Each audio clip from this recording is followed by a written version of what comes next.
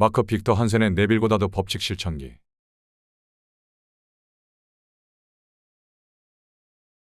내 인생 역시 결핍에 시달렸고 결국 파산에 이르고 말았다.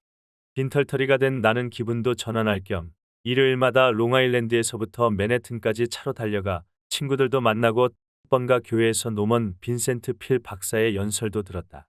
필 박사는 희망의 메시지를 전하는 사람이었는데 당시 내가 절실히 필요로 하던 것이었다. 한 번은 친구들이 할렘으로 가서 아이크 목사의 설교를 들어보자고 제안했다. 아이크 목사는 머니 목사라고도 불렸는데 금전적인 풍요를 강조하고 라이프 스타일도 화려한 사람이었다. 무엇보다 내 관심을 끌었던 것은 그가 가진 이 모든 것, 즉 매주 몰려드는 5천여 명을 거뜬히 수용하는 거대한 교회와 수많은 애청자를 거느린 라디오 쇼 등을 포함한 이 모든 것이 사우스캐롤라이나에서 살았던 가난한 꼬마 시절부터 마음속에 그려왔던 그대로 이루어졌다는 말이었다. 두 번째 방문한 일요일에 아이크 목사는 자신의 삶에 결정적인 영향을 주었다는 책을 추천했다. 네빌 고다드가 쓴 부활이었다. 그날 교회에서 책을 사온 날 밤 책을 읽기 시작했다. 만약 그 책이 아이크 목사의 삶을 바꿔놓았다면 내 삶도 그럴 수 있을 것이었다. 그 책을 몇 번이나 읽었는지 모른다. 수백 명의 사람들에게도 권했고 다채로운 집단의 사람들과 이 책을 놓고 토론을 벌였다. 지난 31년간 그 원칙들을 내 것으로 만들었다. 실제로 원했던 모든 것을 이루었고 그보다 훨씬 더 많은 것을 이 책에서 받았다. 네빌의 가르침은 우리 모두 마지막 지점에서 시작해 전진해 나가야 한다는 것이었다. 그 말인즉슨 우리가 인생에서 창조하고 싶은 것이 무엇인지를 생각한 다음 거기서부터 출발하라는 것이다. 목표를 생각하고 거기에 집중하고 그것을 마음속에 뚜렷이 그려야 한다. 그러면 그것을 성취하게 된다. 나는 네빌의 제안을 즉시 받아들여 실천하기 시작했다. 당시 나는 작은 보험 사무실에서 세일즈 훈련을 위한 연설을 맡고 있었는데 하루에 4번 연설하는 것이 이상적이었다. 하지만 재정적으로 자립하려면 하루의 스케줄이 꽉 차야 했다. 그래서 달력에 연설 일정이 빼곡히 차는 것을 상상했다. 그런 그림을 눈앞에 그려보고 마음속에 붙들어 놓는 연습을 했다. 내겐 나름의 독특한 절차가 있었다. 하일벨의 캐논 디장도 같은 부드러운 음악을 틀어놓고 눈을 감은 뒤 그 생각을 꼭 그려지는 것이다. 그렇게 그 생각이 신념체계의 일부로 자리 잡을 때까지 되새김질을 했다.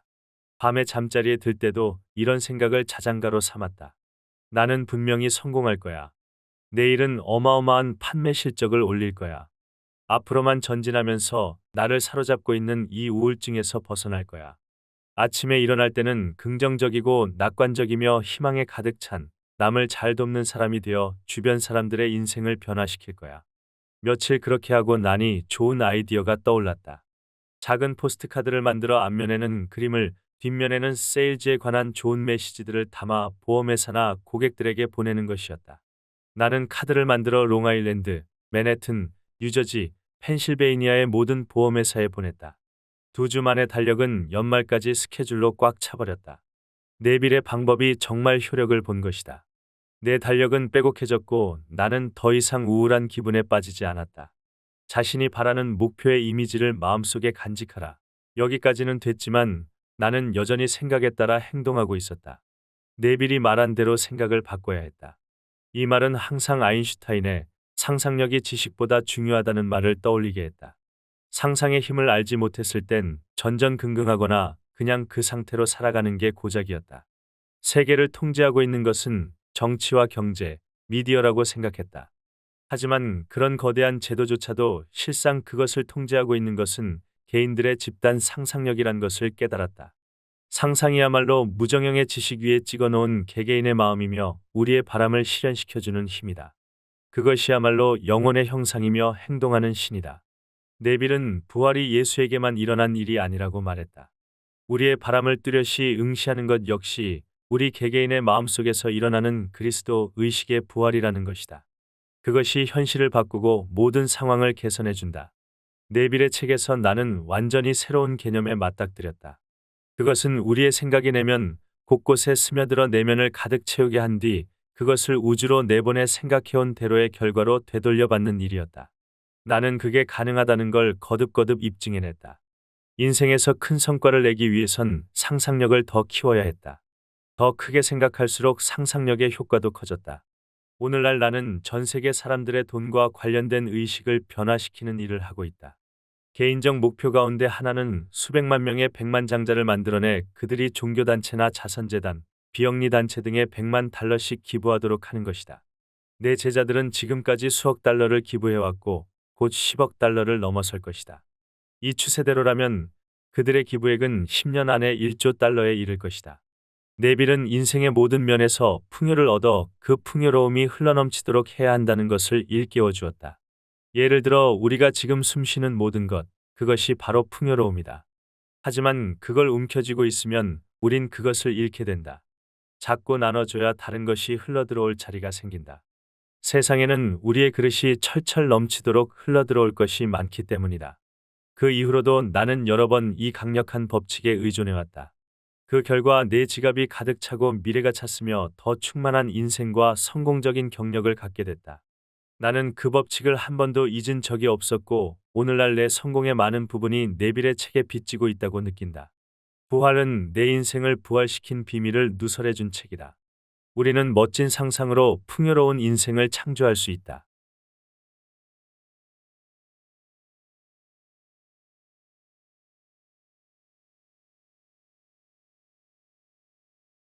최고의 댄스 학원을 만들다. 네빌 고다드의 부활.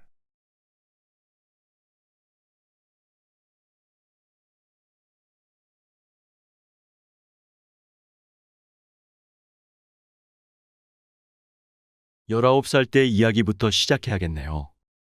저는 춤을 가르치는 선생님이었고 어느 정도 성공을 거뒀죠. 이런 상태로 거의 5년 정도 계속 지냈습니다.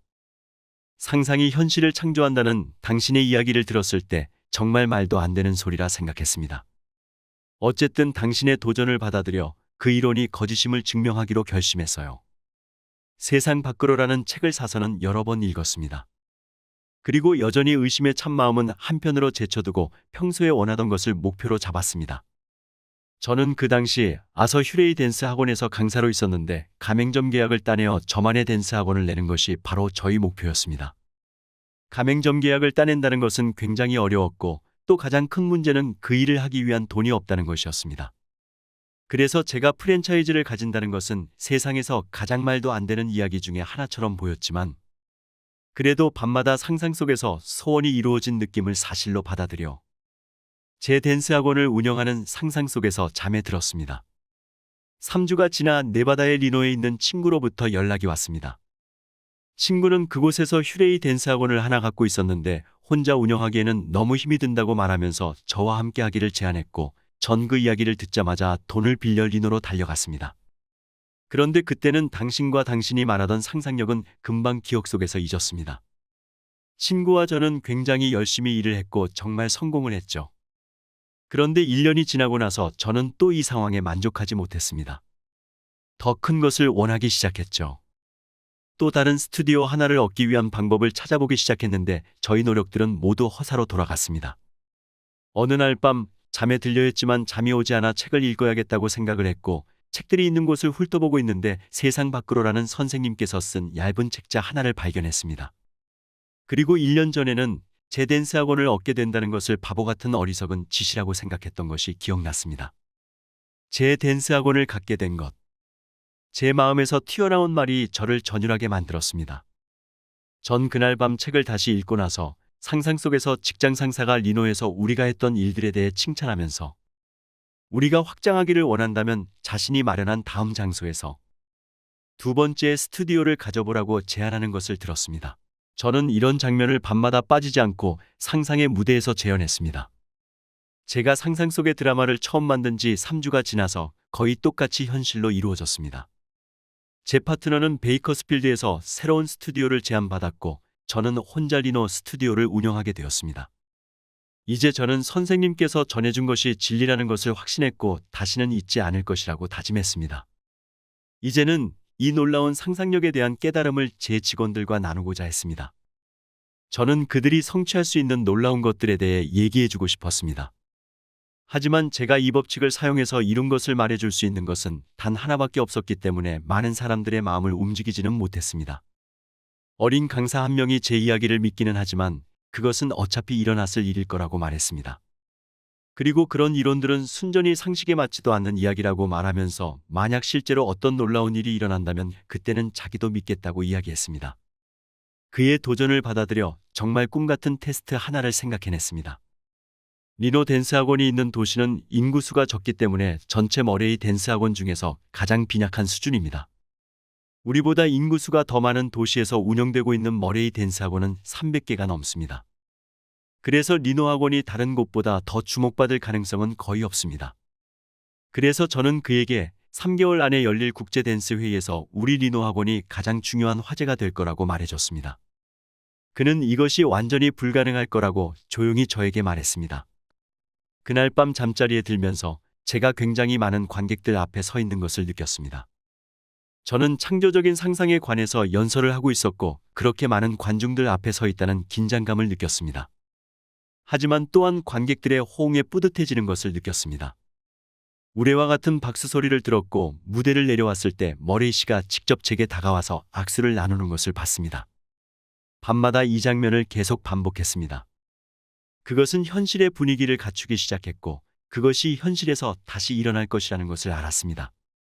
저의 상상의 드라마는 현실 속에서 상세한 부분까지 모습을 드러냈습니다. 저의 작은 리노 댄스 학원은 회의의 화제거리가 되었고 저는 상상 속에서 재현했던 것처럼 무대 위에 정말 올라섰습니다. 하지만 이런 믿기지 않는 일들이 실제 일어난 후에도 저에게 도전장을 던졌던 젊은 강사는 아직도 이 법칙을 불신하고 있었습니다. 그가 말하기에 이 일들은 너무 자연스럽게 진행되었다고 말했습니다.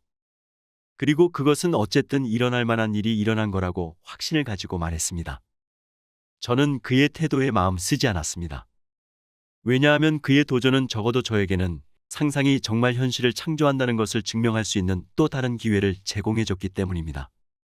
그때부터 줄곧 세상에서 가장 큰 아서 머레이 댄스 학원을 갖는 소망을 계속 상상했습니다. 밤마다 큰 도시의 댄스 학원 가맹점 제안을 받아들이는 것을 들었습니다. 3주가 되기 전에 머레이 씨는 저를 부르더니 150만 명이 사는 도시의 댄스 학원을 제안했습니다. 전체 머레이 댄스 학원 중에서 가장 커다란 댄스 학원을 만드는 것이 지금의 저의 목표입니다. 물론 그것들은 나의 상상력을 통해서 이루어질 것이라는 것을 압니다. 타인의 능력을 빼앗지 말라. 네빌 고다드의 부활.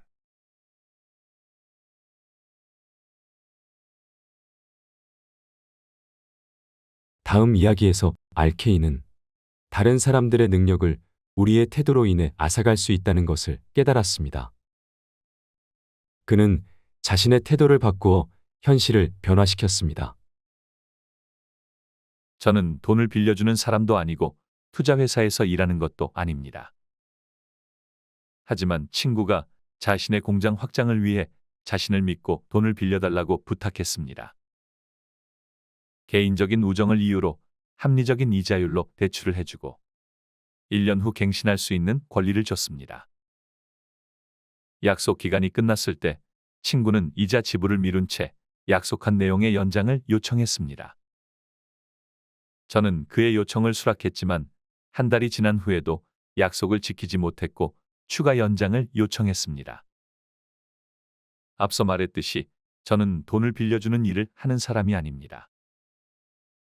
20일 이내에 제 빚을 갚기 위해 친구에게 빌려준 돈을 모두 받아야만 했습니다. 그럼에도 불구하고 제 신용 문제를 감수하며 기한을 다시 연장하기로 결정했습니다. 보통 이런 상황에서는 법적인 압박을 가하는 것이 일반적인 해결책이지만 타인의 능력을 빼앗지 말라는 선생님의 경고를 기억하며 제가 친구의 변제 능력을 빼앗고 있다는 것을 깨달았습니다. 사흘에 걸쳐 저는 상상 속에서 한 장면을 구상했습니다. 예상치 못한 주문이 친구에게 밀려와서 이제 대출금을 전액 갚을 수 있다고 말하는 장면이었습니다. 나흘째 되던 날 친구로부터 전화를 받았습니다. 친구는 자신에게 일어난 일을 기적이라고 불렀습니다. 엄청난 양의 주문을 받았고 큰 계약도 체결되어 대출금 전액과 이자를 포함하여 모두 갚을 수 있게 되었다고 말했습니다. 실제로 친구는 그 금액을 모두 저에게 보냈습니다. 전화기법 네빌 고다드 라디오 강의.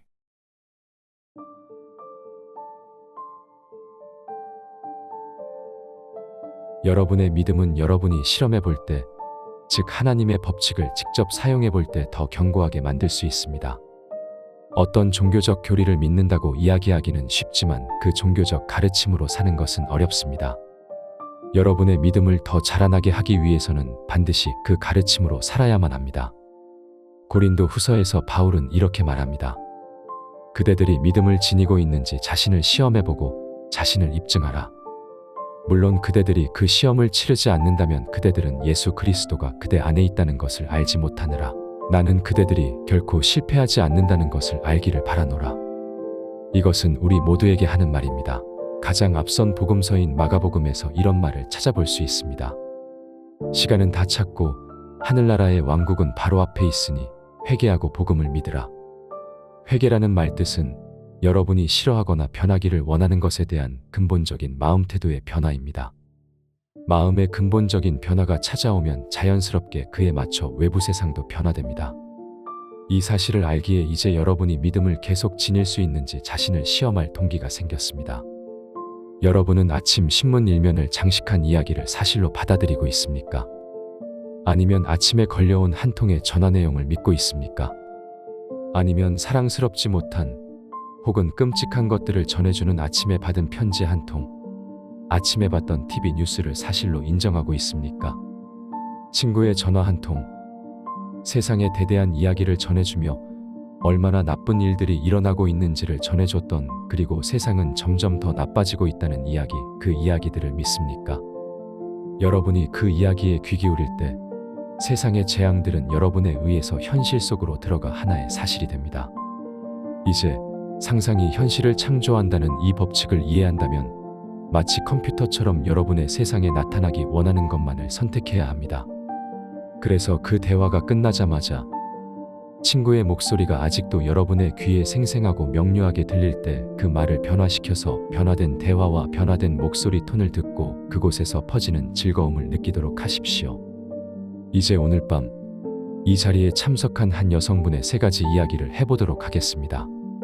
그녀는 이렇게 말했습니다.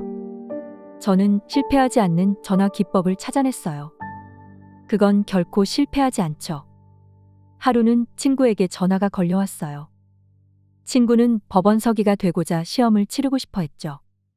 그러면서 제게 그 시험을 결코 통과할 수 없는 9가지 이유를 댔을 때, 전 제가 들었던 그 말들을 모두 바꿨어요. 상상 속에서 친구가 의기양양하게 시험을 통과했다고 말하는 것으로요. 그리고 정말 친구는 시험을 치르게 되었는데 그 6주의 기간 동안 친구는 부정적인 상태에 계속 있었지만 저는 그녀가 시험을 통과했다는 것을 계속 믿었어요. 그러던 어느 날 친구에게서 전화가 왔고 시험을 통과했다는 말을 듣습니다. 전 친구에게 상상이 현실을 창조한다는 것을 이해시키려고 했지만 친구는 인간의 오감으로 볼 수도 없는 상상의 활동이 어떻게 현실의 결과를 만들어낼 수 있는지 이해하지 못했죠. 하지만 전 압니다. 그것은 항상 그래왔다는 것을요. 편지에서는 계속됩니다. 제 전화 기법은 절대 실패하지 않아요. 제가 그것을 사용해서 얻어낸 수많은 결과들을 말해주고 싶네요. 재정적인 이유로 직업을 바꾸고 싶어하는 50대의 친구가 있어요. 그녀는 자신이 예전에 일했던 전력 공장으로 돌아가고 싶었지만 나이 때문에 받아들여지지 않을 거라고 믿었어요. 모든 부정적인 생각들은 무시한 채 전 단순히 친구가 그 직장을 얻게 되었다는 흥분된 목소리만 들었어요. 일주일이 지난 후 친구에게서 전화가 다시 걸려와서 그 직장에서 높은 연봉 인상을 받게 되었고 10년 동안 일했던 경력도 인정받아 퇴직금도 그만큼 더 늘어나게 됐다고 말했습니다. 그녀가 들려준 3번째 이야기는 이랬습니다. 미혼인 제 친구는 자신이 원하는 무게보다 12kg나 더 나가는데 의사도 이 무게만큼 빼야만 한다고 말했답니다. 자신도 64kg가 나가기를 원했기에 그동안 많은 노력을 해봤지만 결국 1kg도 빠지지 않았다고 상심해 이야기했습니다. 전 그녀가 과거에 어떤 노력을 했는지에 대해서는 무시하고 원하는 몸무게에 도달했다는 이야기만을 들었어요. 이제 64kg가 되었다는 이야기를요. 전 그 이야기를 나눈 후 2달 동안 그 도시를 떠나 있었어요. 그리고 돌아왔을 때 그녀의 전화가 왔습니다. 몸무게 빠졌다는 이야기를 내게 전하려 해도 연락이 되지 않더라. 그래서 내가 64kg가 되었다고 이젠 말을 못하게 됐잖아. 이젠 63kg가 되었다고. 어떻게 몸무게가 빠진지 그 여성분은 알지 못하고 오직 그녀가 알고 있는 것은 상상이 현실을 창조하는지에 대해서 믿음을 지닐 수 있는지 자신을 시험해봤다는 것뿐입니다. 그녀는 하나님의 약속을 굳건히 믿고 결국에는 그녀 안에서 바로 그녀 자신의 자아로서 그리스도가 깨어날 것이라는 것을 압니다. 하지만 그렇게 그리스도가 그녀 안에서 깨어나는 사이에 그녀는 그 약속이 성취된다는 믿음을 유지한 채 하나님의 법칙을 행사할 겁니다. 그녀는 이제 자신이 원하는 것은 무엇이든지 단지 이미 그것을 받았다고 믿는다면 그렇게 될 것이라는 것을 이해합니다. 그래서 대부분 사람들이 입으로는 나는 크리스천이야라고 말하면서 그 말씀대로 살지 못하는 잘못을 범하는 반면 그녀는 내부에서 이 원리로 살면서 삶의 일부로 만들고 있습니다. 이런 말을 들어봤을 겁니다. 왜 나를 주여, 주여라고 부르면서 내가 말하는 것을 하지 않는가? 무엇을 말하는 걸까요? 모든 것은 하나님에게 가능하기에 당신이 믿는 것은 그것이 무엇이든 현실이 될 거라는 이야기입니다. 만약 사랑스럽지 않은 일들이 여러분의 세상 안에서 일어나지 않기를 원한다면 일상생활에서 어떤 생각들을 하고 지내는지 반드시 감시해야만 합니다. 하나의 욕망을 이루기 위해 생각을 바꾸는 것을 해가 저물 때까지 기다릴 필요는 없습니다. 그 여성분이 했던 것처럼 듣고 있는 대화를 왜 바로 교정하지 않습니까? 그녀는 자신의 귀에 들리는 이야기가 진정 원하는 말이 아니라면 그 이야기에 귀를 기울이지 않고 그 수화기를 통해 자신에게 들려오기 원하는 생각들을 듣습니다. 자신이 듣기 원하는 것을 듣고 그것이 현실로 나타날 것이라고 그녀는 믿었습니다. 세상을 보되 단지 외적인 세상으로 보지 마십시오. 여러분 세상의 것들 모두는 여러분이 지니고 있는 관념에 의해 결정되기에 세상을 여러분 자아가 외부로 그려져 나온 것으로 여기십시오. 그것은 당신의 사사로운 생활이 어떻든 신경 쓰지 않습니다. 온 세상은 여러분 자아가 외부로 나온 것이고 그 세상 안의 사람들 모두는 당신의 상상 속에서 벌어진 일들을 외부로 일으키게 하기 위해 그곳에 존재합니다. 상상 속 활동이 외부로 나오기 위해 한 명의 도움이 필요하든 아니면 10만 명의 도움이 필요하든 사람들 모두는 자신의 역할을 할 것입니다. 여러분 세상이 여러분의 경이로운 인간의 상상력에 의해 생명을 얻음에 대해 그 누구의 허락도 구할 필요가 없습니다. 그래서 성경에서는 여러분에게 가장 먼저 해야 될 일로 여러분이 믿음을 유지하고 있는지 자신을 시험해 보라는 것이었습니다. 여러분이 납득하신다면 자신을 시험해 보세요. 오늘 밤 여러분은 고린도후서에 기록된 이 간단한 원리를 가지고 믿음을 지니고 있는지 보기 위해 자신을 시험해 볼 수 있습니다. 납득하신다면 자신을 시험하십시오. 아침에 받은 편지의 내용이 안 좋은 소식이었더라도 왜 그런 편지를 썼냐고 누군가에게 하소연하기보다는 단지 그 내용을 교정하십시오. 그 편지를 완전히 새롭게 만드십시오. 또 전화를 받았을 때도 다시 한번 자신을 시험해 보셔서 오직 원하는 것만을 들으십시오.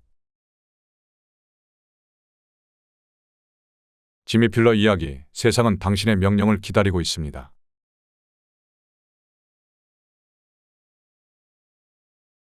이야기 하나를 들려드리겠습니다. 몇 년 전에 이 도시의 호수 근처인데 이름은 잘 생각이 나지 않습니다. 어쨌든 그곳에서 시리즈 강의를 했었습니다. 강의가 시작되기 전에 어떤 분이 찾아와 저와 이야기 나누기를 원했습니다. 그래서 작은 공원이 있는 곳으로 걸어갔습니다. 그는 자신에게 해결할 수 없는 문제가 있다고 말했습니다. 제가 대답했습니다. 세상에 해결할 수 없는 문제란 없어요. 하지만 네빌, 당신은 제 문제를 몰라요. 건강 따위의 문제가 아니에요. 제 문제는 바로 날 때부터 갖고 태어난 피부 색깔 때문이에요. 거기에 무슨 문제가 있다고 그러시죠? 제가 보기엔 아주 완벽합니다. 제 피부색을 보세요. 이렇게 태어나서 계속 차별받고 있다고요? 이 세상에서 성공할 수 있는 기회 따위는 저에게 주어지지 않았죠. 왜 그런지 아세요? 그건 단지 제가 흑인으로 태어났다는 이유 때문이에요. 어떤 곳에서도 출세할 기회 따윈 없고 이사가서 가족들과 함께 살면서 사업을 열고 싶은 곳이 있는데 그쪽으로는 이사 갈 수도 없어요. 그래서 저는 제 개인적인 경험을 들려줬습니다. 물론 저는 피부색 같은 문제는 아니지만 미국 사회에서 이방인으로 있었던 것을 이야기했죠. 그러자 그가 말했습니다. 네빌, 그런데 그건 제 문제와는 달라요. 어떤 사람은 다른 나라에서 와서 말을 잘 못할 수도 있죠. 그런데 그건 제 문제와는 정말 달라요. 게다가 전 미국인으로 태어났는데도 그런걸요. 전 그 말을 듣고는 뉴욕에서의 이야기를 들려줬습니다. 여러분이 제가 누구에게서 이런 것을 배웠는지 스승님의 이름을 묻는다면 압둘라라고 대답하겠습니다. 저는 그분 밑에서 5년간 가르침을 받았습니다. 압둘라 역시 그 신사분처럼 흑인이었습니다. 그분은 다른 이들이 자신의 피부에 관해 이야기를 꺼내지도 못하게 만들었습니다. 자신이 흑인인 것을 자랑스러워했고 하느님이 만든 자신에게는 완벽함만이 있기에 어떤 고쳐야 할 것도 없다고 말했습니다. 압둘라는 제게 이런 말을 했습니다. 스핑크스 사진을 본 적이 있나? 예, 그건 우주에 고정된 4가지 방위를 형체로 만든 거네. 사자, 독수리, 황소, 그리고 인간이지. 그런데 그 머리는 인간의 머리지. 인간의 지식으로는 그가 낸 수수께끼를 여전히 풀지 못하는 그 스핑크스라 불리는 것의 꼭대기는 인간의 머리가 놓여있네. 네빌, 그 머리를 한번 자세히 보게. 그 머리를 만들었던 이는 흑인이었음을 짐작하게 될 거네. 분명 스핑크스의 머리를 만들었던 이가 누구였든 간에 흑인이었을 거네. 그리고 지금까지도 인간의 지식으로는 그 수수께끼를 풀지 못하고 있다면 난 정말 내가 흑인인 걸 자랑스러워할 수밖에 없네. 저는 압둘라의 주변에 많은 과학자와 의사 그리고 법률가와 은행가를 비롯한 모든 계층의 사람이 그를 만나려 했던 것을 보았습니다. 압둘라의 집에 들어와서 그와 이야기 나누는 것만으로도 그것을 커다란 영광으로 생각했습니다. 그가 어딘가로 초대되어 나갈 때면 언제나 가장 대접받는 손님이었습니다. 네빌, 자아를 가지고 시작해야만 하네.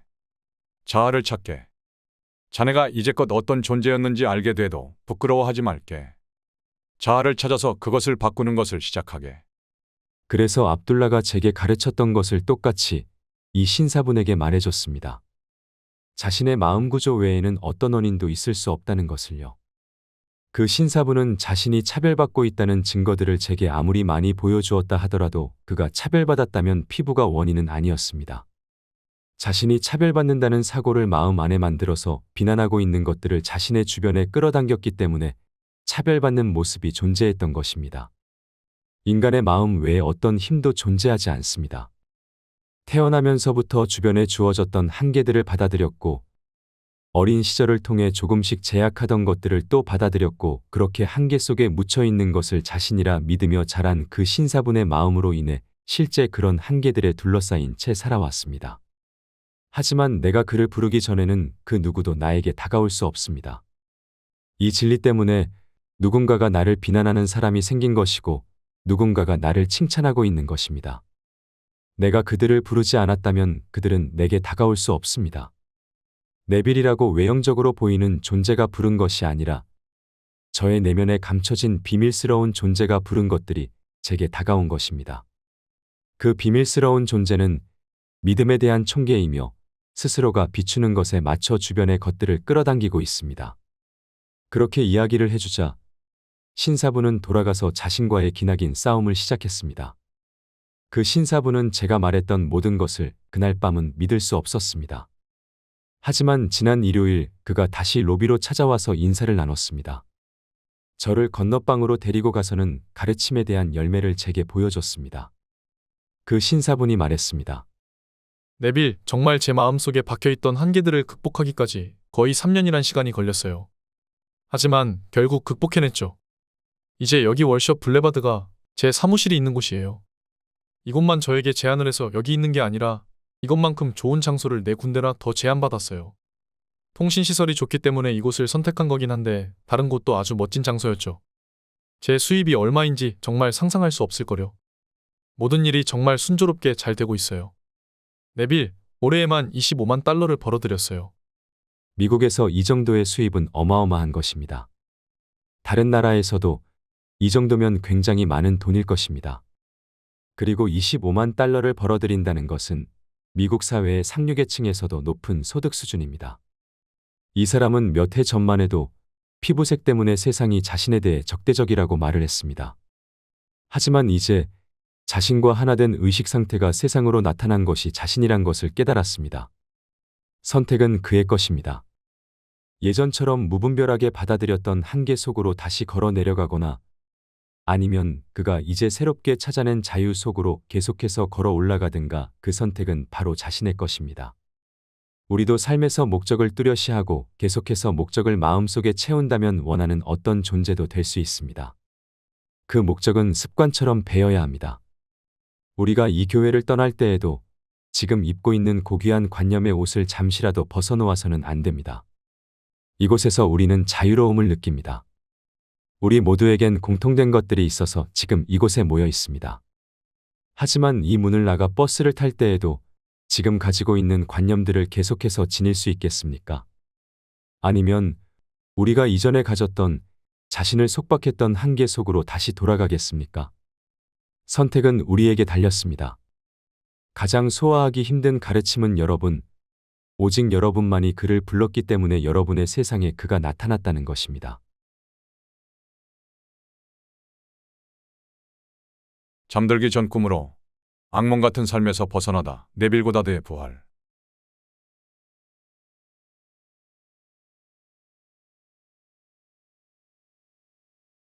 다음 이야기에 나오는 여성분은 자신의 소망이 성취된 것을 아주 성공적으로 느꼈습니다. 그녀는 자신의 감정 상태가 그 밤의 분위기를 결정하게 해서 행복한 꿈을 꾸게 했습니다.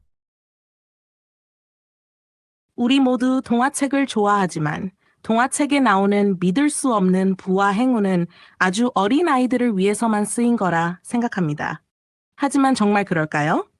제가 지금 이야기하는 것은 상상력의 힘을 사용하여 저에게 일어난 믿기지 않는 놀라운 이야기입니다. 게다가 저는 나이도 적지 않습니다. 현 시대는 전설이나 마법 같은 것을 더 이상 믿지 않습니다. 하지만 단순히 상상이 현실을 창조한다는 것과 느낌은 상상의 비밀이라고 선생님이 가르친 것을 사용한 결과 갖고 싶었던 모든 것이 저에게 주어졌습니다. 이런 기적 같은 일이 일어났을 당시 저는 실직 상태였고 기댈 가족조차 없었습니다. 필요한 것은 그야말로 생활에 필요한 모든 것이었습니다. 직업을 구하려면 타고 다닐 차가 필요했는데 제 차는 너무 낡아 이젠 고물상에 갈 날만 기다리고 있는 처지였습니다. 방세도 밀린 상태였고 직장을 구하러 다닐 마땅한 옷도 없었습니다. 그리고 오늘 같은 세상에 55세의 여성이 직업을 얻는 것 자체도 힘든 일이었습니다. 예금 계좌는 거의 바닥을 보였고 기댈 친구조차 없었습니다. 그래도 저는 거의 1년에 걸쳐 선생님의 강의에 참석했었고 저의 절망이 제가 상상력을 쓰게끔 재촉하고 있었습니다. 말 그대로 저는 잃을 것이 하나도 없었습니다. 제게 필요한 것을 하나하나 모두 가지고 있다고 상상하며 시작하는 것이 당연했습니다. 그런데 너무도 많은 것들이 필요했기 때문에 그렇게 일일이 필요한 것들을 다 이루기에는 벅찬 일이었습니다. 걱정이 굉장히 많아져 잠을 이룰 수가 없었습니다. 어느 날 저녁 선생님의 강의에서 단순히 느낌 또는 굉장해 라는 말을 사용했던 예술가의 경험담을 들었습니다. 제 경우에도 그렇게 해보기로 결심했습니다. 필요한 것을 모두 생각하고 상상하기보다는 제게 어떤 놀라운 일이 내일도 아니고 다음 주도 아니고 바로 지금 일어나고 있다는 느낌을 가지려고 했습니다. 저는 잠들 때까지 계속 반복하고 또 반복했습니다. 굉장해. 마법 같은 일이 지금 일어나고 있어. 그리고 그런 상태를 느끼면서 자려고 했습니다. 저는 그 상상과 느낌을 2달 동안 밤마다 계속 반복했습니다. 10월 초 몇 달 동안 보지 못했던 친구를 만났는데 친구는 뉴욕으로 여행을 떠나는 길이었습니다. 저도 몇 년 전에 뉴욕에서 살았던 경험이 있어 그 친구와 뉴욕에 대해 잠시 동안 이야기를 나누고 헤어졌습니다. 그리고는 그 일에 대해선 완전히 까먹고 지냈습니다. 한 달이 지나고 이 친구가 제 아파트에 왔습니다. 그리고는 저에게 제 이름으로 된 $2,500짜리 수표 하나를 건네주었습니다.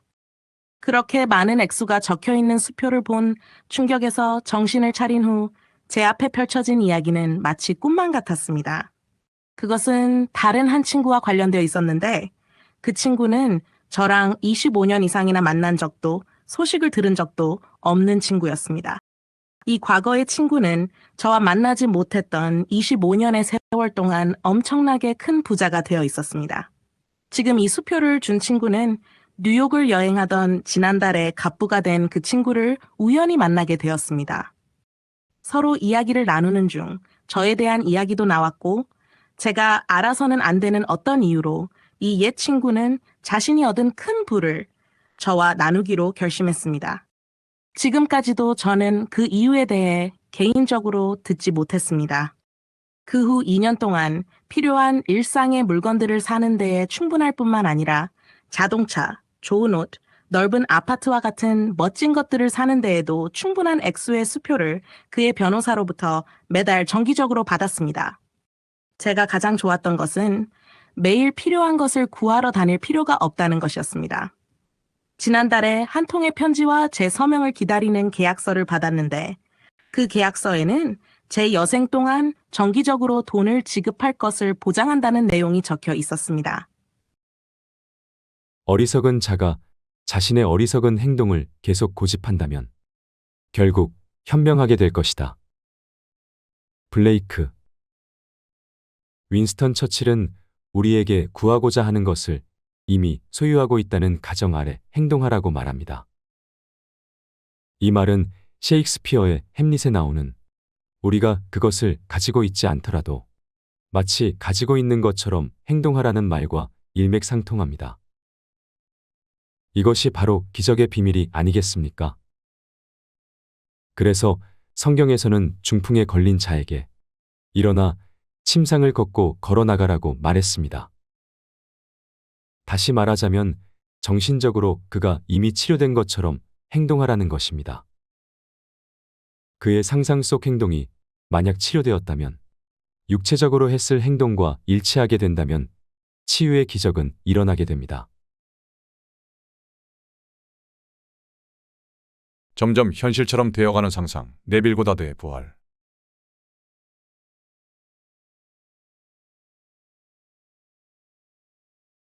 모든 존재와 사람들 안에서 활동하고 존재하는 유일한 것이 블레이크가 믿었던 것처럼 상상력이라면 사람들의 마음에 미묘한 변화를 일으키기 시작했던 것이 포도를 밟던 어떤 여인이 아니라고 확신하지는 못할 것입니다. 다음 이야기의 할머니는 매일같이 자신의 어린 손녀를 위해 포도를 밟기 시작했습니다. 그녀는 말합니다. 지금 하는 이야기는 가족이나 친구들이 정말 이해할 수 없다고 말한 사건입니다. 킴은 지금 2살 반이 된 제 손녀입니다. 아이가 태어났을 때 제가 한 달간 돌봤었고 그 후로는 1년 전에 다시 볼 때까지 보지 못했습니다. 게다가 1년 전에 손녀를 만났을 때도 겨우 2주밖에 보지 못했습니다. 하지만 이렇게 아이를 볼 수 없었던 동안에도 항상 상상 속에서 아이를 제 무릎에 놓고 꼭 껴안고는 아이에게 말했습니다. 저는 킴에게 하느님이 내 안에서 자라고 있네. 하느님이 내 안에서 사랑을 주고 있네처럼 아름다운 이야기들을 상상 속에서 계속 들려줬습니다. 처음에는 어린 손녀의 대답을 얻으려고 했습니다. 제가 하느님이 내 안에서 자라고 있네라고 말하기 시작했을 때 아이는 나라고 대답하려 했습니다. 지금은 제가 그 말을 하기 시작하면 아이는 문장 전체를 따라합니다. 또 이런 일도 일어났습니다. 상상 속에서 제가 아이를 무릎에 놓고 돌본 지 몇 달이 지나자 상상 속의 손녀도 점점 자라고 무거워지기 시작했다는 것입니다. 킴은 지금까지 제 사진을 본 적이 없습니다. 기껏해야 제 이름이야 들어봤을 정도겠죠. 그런데 언젠가 가족들이 말하기를 아이가 저에 관해 말한다고 합니다. 어떤 누구에게 말하는 것이 아니라 그냥 혼잣말로 그렇게 한다고 하네요. 어떤 때는 거의 1시간이나 계속하기도 하고 전화기로 가서는 마치 제게 전화하는 것처럼 한다고 합니다. 아이는 혼잣말로 이렇게 합니다. 우리 할머니는 나를 사랑한다. 우리 할머니는 매일 나를 보러 온다. 제가 상상 속에서 어떤 일을 했는지는 잘 알고 있지만 그런 일이 실제로 일어나니 저 역시 너무 놀랄 수밖에 없네요. 상상력이 풍부한 남녀 모두 자신들의 마법 같은 힘을 계속해서 내뿜고 있습니다. 반면 수동적인 사람들, 즉 강한 상상력이 없는 이들은 계속해서 강한 상상력을 가진 이들이 발산하는 마법의 영향 아래 있습니다. 세상의 형체를 갖춘 모든 것은 상상 속의 원천으로부터 창조되거나 유지되지 않고서는 존재할 수 없습니다. 그래서 이 원천에 어떤 변화가 생긴다면 외부에 비춰진 것들도 내면의 변화와 조화를 이루어 변합니다. 상상을 통해서 혐오스럽고 불완전한 내면의 내용물들을 새로운 형상으로 대체하는 것은 새로운 형상으로 그 자리를 채워 넣는 창조를 하는 것입니다. 만약 우리가 고귀한 이상에만 집중하고 그보다 못한 것에 만족하지 않는다면 이상은 반드시 승리할 것입니다. 타인은 내가 내면에서 한 말을 보여줄 뿐. 네빌 고다드 라디오 강의.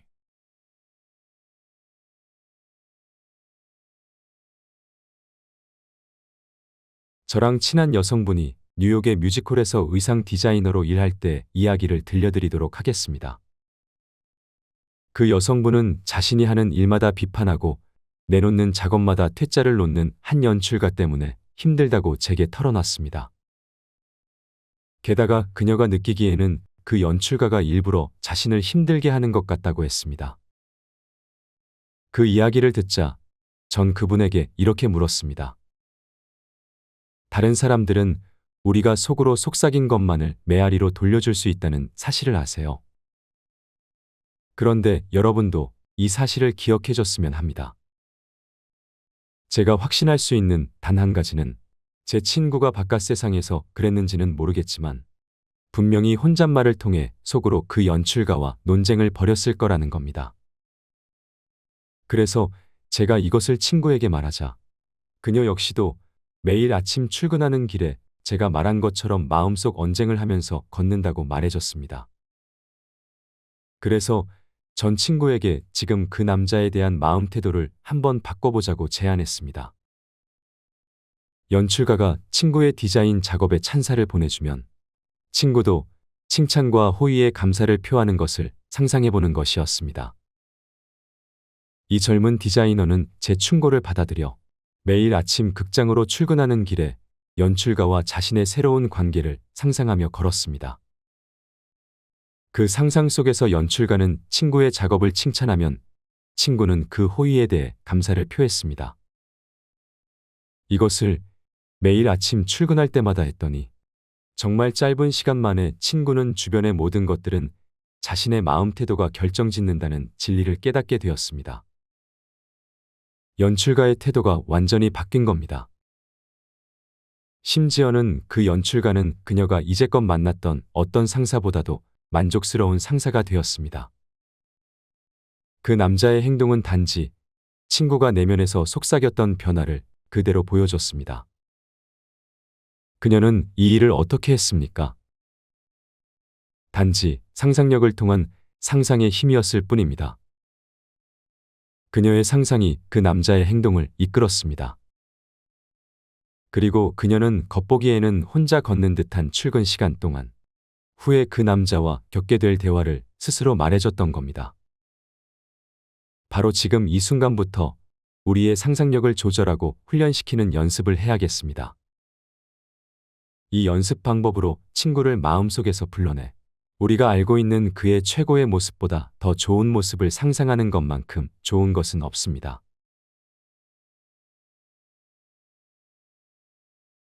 상상력을 통해 잃어버린 시계를 되찾다. 네빌 고다드의 부활. 다음 이야기는 캘리포니아의 세크라멘토에 살고 있는 부부의 이야기입니다.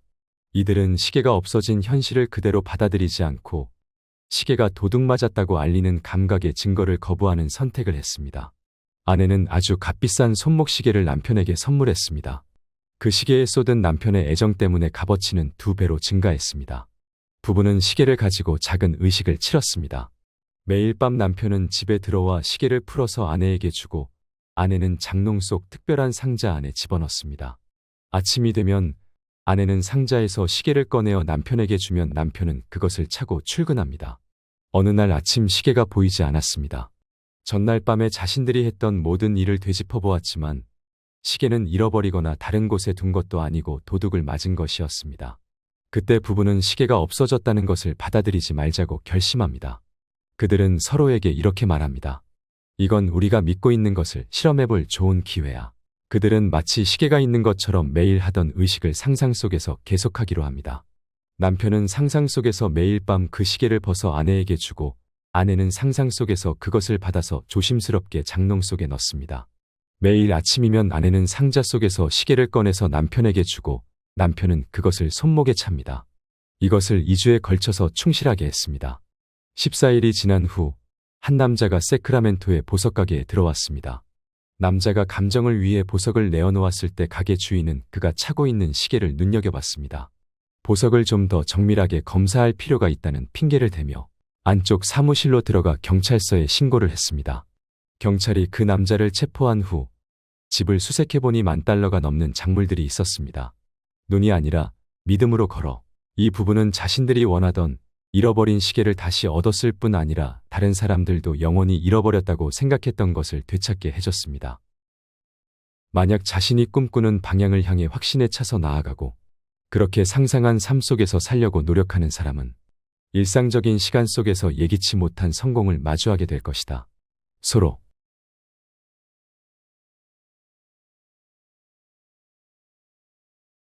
자수성가한 남자의 성공 비법, 네빌 고다드의 부활.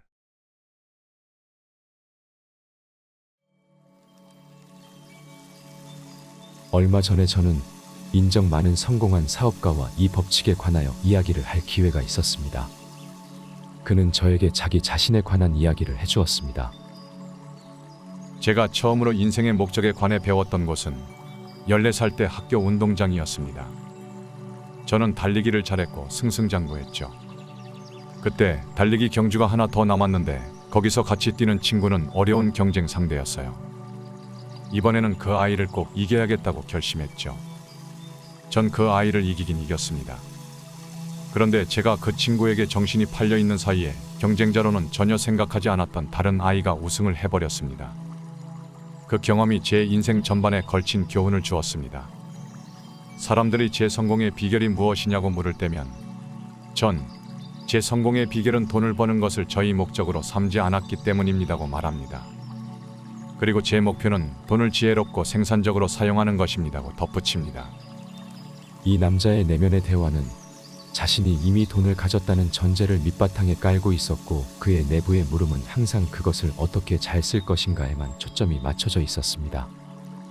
돈을 얻는 것에만 노력하고 있는 내면의 대화는 자신이 돈에 대해 결핍을 느끼고 있다는 것만을 입증해 줄 뿐입니다.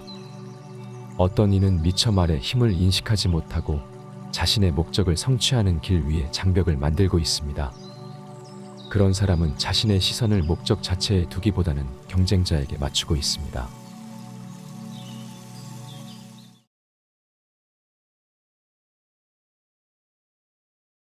눈물이 아닌 소금이야, 네빌 고다드의 부활.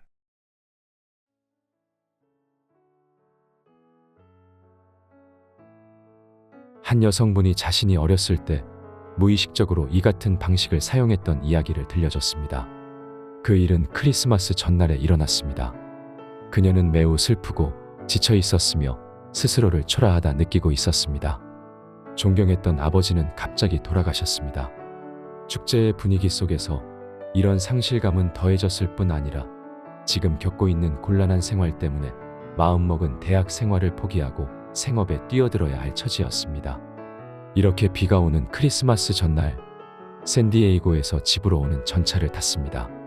그 전차는 휴일을 맞이한 젊은이들의 행복한 제잘거림으로 가득 채워져 있었습니다. 그녀는 흐르는 눈물을 감추기 위해 전차 앞부분에 열린 부분에 서서는 얼굴을 하늘로 향하고 내리는 비의 눈물을 감췄습니다.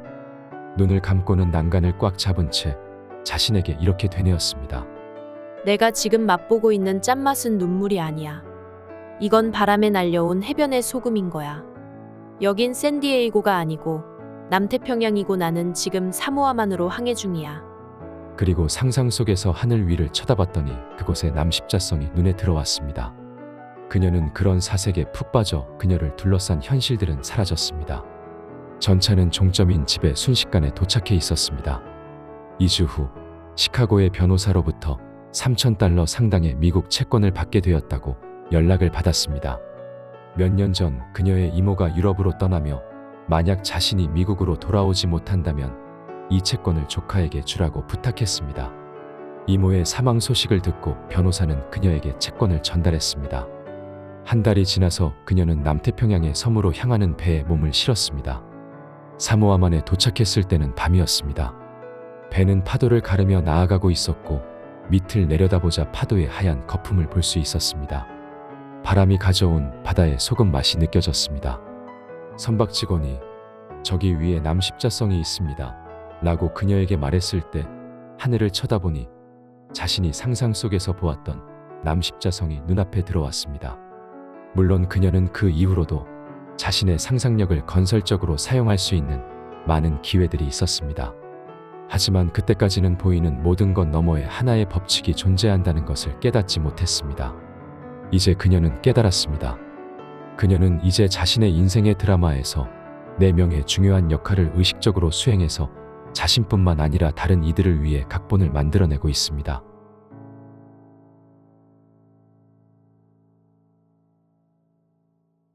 압둘라와 네빌 고다드의 일화, 네빌 고다드 5일간의 강의.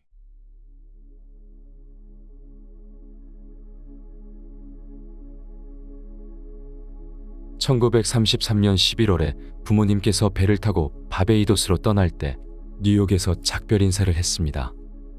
그 당시에 바베이도스를 떠난 지 12년이 지났던 때였지만 바베이도스가 보고 싶다는 생각이 들지 않았습니다. 저는 성공하지 못했었고 성공한 가족들을 보러 집에 간다는 것이 부끄러웠습니다. 미국에서 12년을 지냈지만 제 눈에도 제 자신이 실패자로 보였습니다. 극장에서 일했었고 1년에 걸쳐 돈을 벌면 그 다음 달에 다 써버렸습니다. 사람들의 기준으로 보나 제 자신의 기준으로 보나 저는 실패자였습니다. 11월에 부모님께 작별 인사를 나눌 때까지만 해도 바베이도스에 가고 싶은 생각이 없었다는 것을 기억해 주십시오. 부모님이 탄 배는 떠나고 제가 다시 뉴욕의 거리로 돌아왔을 때 저는 갑자기 바베이도스에 가고 싶다는 생각에 사로잡혔습니다. 그때가 1933년이었습니다. 직업도 없고 72번가의 제 작은 방을 제외하고는 갈 곳도 없었던 시기였습니다. 곧장 압둘라에게 가서 말했습니다. 정말 이상한 느낌이 들었어요. 12년 만에 처음으로 바베이도스에 가고 싶어졌어요. 그가 대답했습니다. 네빌, 만약 자네가 가고 싶다면 자네는 이미 그곳에 있는 것이네. 너무도 이상한 대답이었습니다. 제가 분명 뉴욕의 72번가에 있는데 그는 제가 바베이도스에 있다고 말했습니다. 그에게 물었습니다. 무슨 뜻이죠? 압둘라, 제가 이미 갔다니? 정말로 가기를 원하나? 예. 그러자 그가 말했습니다. 자네가 이 문을 통해 나갈 때 이젠 더 이상 72번가 거리를 걷는 것이 아니네. 야자수와 코코넛이 줄지어져 있는 거리를 걷고 있는 중이네. 이곳은 바베이도스인 거지. 어떻게 그곳에 가게 될지에 대해서는 나에게 묻지 말게. 자네는 바베이도스에 있네. 이미 자네가 그곳에 있을 때 어떻게라고 말하지는 않네. 자네는 거기에 있네. 이제 자네가 거기에 있는 것처럼 걸어 나가게. 멍한 채로 그의 집을 나왔습니다. 그는 우리가 논쟁할 수 있는 부류의 사람이 아니었습니다. 2주가 지났지만 처음 바베이도스에 가고 싶다고 말했을 때보다 더 나아진 것이 없었습니다. 그에게 말했습니다. 저는 전적으로 당신을 신뢰하고 있어요. 그런데 어떻게 돌아가고 있는지 보이지가 않습니다. 여행을 떠나기 위한 돈이 한 푼도 안 모였어요. 저는 저희 상황을 말하기 시작했습니다. 제가 거실에 앉아 있었는데 압둘라는 자리에서 일어나 자신의 서재로 들어가면서 따라오지 말라는 뜻으로 문을 꽝 닫았습니다. 들어가면서 그가 말했습니다. 나는 자네에게 말해야 될 것들은 모두 말했네. 12월 3일에 저는 압둘라 앞에서 다시 한번 제가 여행을 떠나는 것에 조금도 더 가까워지지 않았다고 말했습니다. 그는 다시 한번 이런 말을 했습니다. 자네는 바베이도스에 있네. 저는 크리스마스까지 바베이도스에 가고 싶었는데 그때까지 도착하는 마지막 배가 12월 6일 구 내리사항에서 출발하기로 예정되어 있었습니다. 12월 4일 직업도 없고 갈 곳도 없이 늦게까지 잠들어 있었습니다. 일어나 보니 문 밑에 바베이도스에서 온 편지 한 통이 도착해 있었습니다. 편지를 뜯어보자 작은 종이 하나가 나부끼며 바닥에 떨어졌습니다. 집어보니 $50짜리 수표였습니다. 저의 형 빅터에게서 온 편지였는데 내용은 이랬습니다. 나는 너에게 여기로 오라고 부탁하지는 않겠다. 네빌, 이건 명령이다. 우리 가족들 전부가 함께 모여 크리스마스를 지내본 적이 한 번도 없었다. 이번에 너만 온다면 크리스마스에 온 가족이 한자리에 모일 수 있을 거다. 제일 큰 형 세실이 집을 떠났을 때는 막내가 태어나기 전이었습니다. 그런 후에 한 명씩 차차 떠나기 시작해서 우리 가족 역사에서 한 번도 식구 전체가 모였던 적이 없었습니다. 편지에는 계속 적혀 있었습니다. 너는 일하고 있는 것도 아니다. 내가 이곳에 오지 못할 이유는 없는 것 같구나. 그러니 크리스마스 전까지 꼭 와라. 여기 $50를 보내니 이것들로 네가 여행하는 데에 필요한 옷들이며 신발이며 이런 것들을 사라. 만약에 네가 술을 마신다면 바를 이용해라. 팁을 줄 필요도 없을 거다. 내가 선박을 찾아가서 너의 팁이며 추가 비용들을 다 지불하겠다. 내가 뉴욕에 있는 퍼니스위디 선박회사에 전보를 쳐서 네가 사무실에 오면 티켓을 끊어주라고 말했다. $50는 필요한 소소한 것들을 사는 데에 써라. 내가 만나서 해결해 줄 테니 밖에 나가서 외상을 해놔도 좋다. 그래서 저는 퍼니스위디 선박회사에 가서 그 편지를 보여줬습니다. 그들은 그것을 읽어보더니 대답하기를 빅터 씨에게서 전보를 받았습니다. 그런데 안타깝게도 12월 6일 떠나는 배에 1등급 자리가 남아있지 않네요. 유일하게 남은 것은 뉴욕항과 성토마스항 사이에 3등급 자리밖에 없습니다.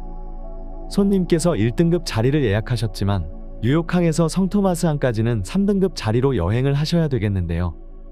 성토마스항에 도착을 하면 내리는 사람들이 있으니 그곳에서 바베이도스까지는 1등급 자리를 타실 수 있을 겁니다. 오후에 압둘라에게 돌아와서는 말했습니다. 정말 꿈같은 일이 벌어졌어요. 그도 기뻐할 거라 생각하면서 일어났던 일들을 말했습니다. 그가 뭐라고 말했는지 아십니까? 그는 말했습니다. 누가 3등급 자리로 여행을 한다 했지? 내가 자네에게 3등급 자리로 여행하는 것을 보았다고 했던가. 자네는 바베이도스에 있고 1등급 자리로 그곳에 도착했네. 12월 6일 여행을 떠나기 전까지 그를 보지 못했습니다. 여권과 배를 타기 위한 서류를 가지고 항구에 도착했을 때 관리인이 말했습니다. 고다드 씨, 좋은 소식이 있어요. 예약을 취소한 손님이 계셔서 1등급 자리로 가게 되셨습니다. 압둘라는 생각에 믿음을 유지하면서 타협하지 않는 것의 중요함을 가르쳤습니다. 저는 제가 바베이도스에 있고 1등급 자리로 여행한다는 사실에 흔들렸고 압둘라는 믿음을 유지했습니다. 모든 원인은 내 안에 있다. 네빌 고다드의 부활.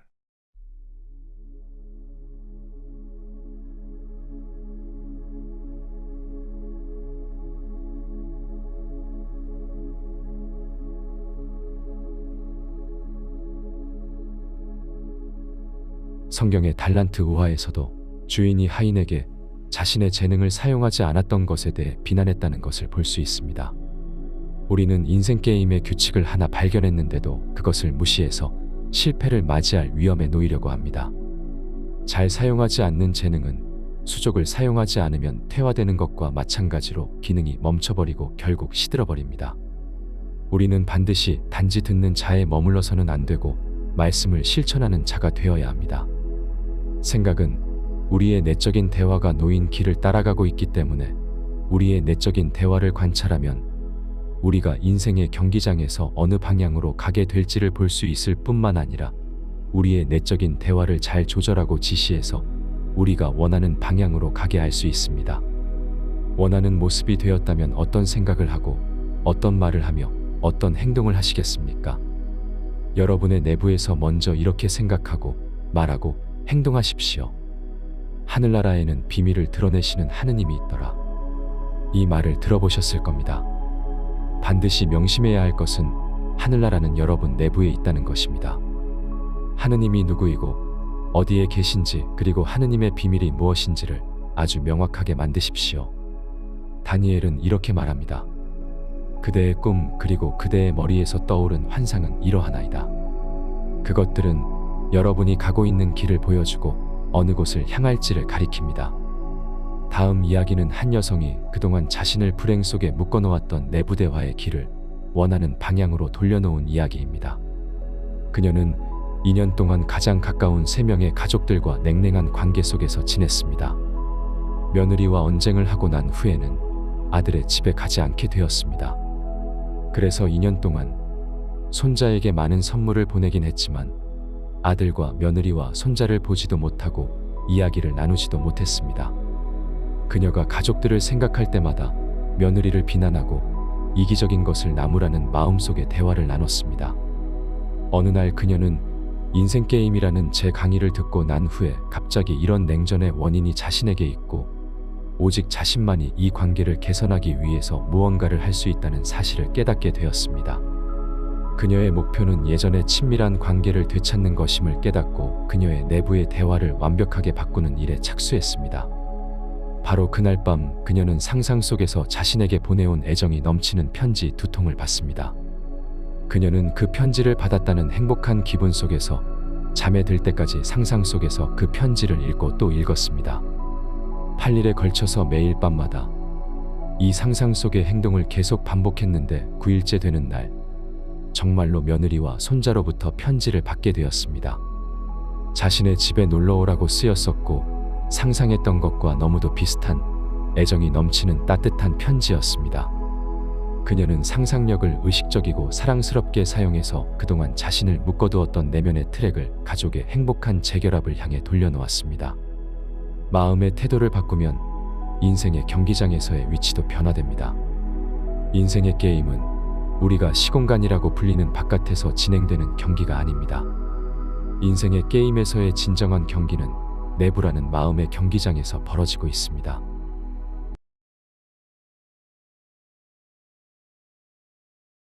네빌 고다드의 군대 경험담, 전제의 법칙.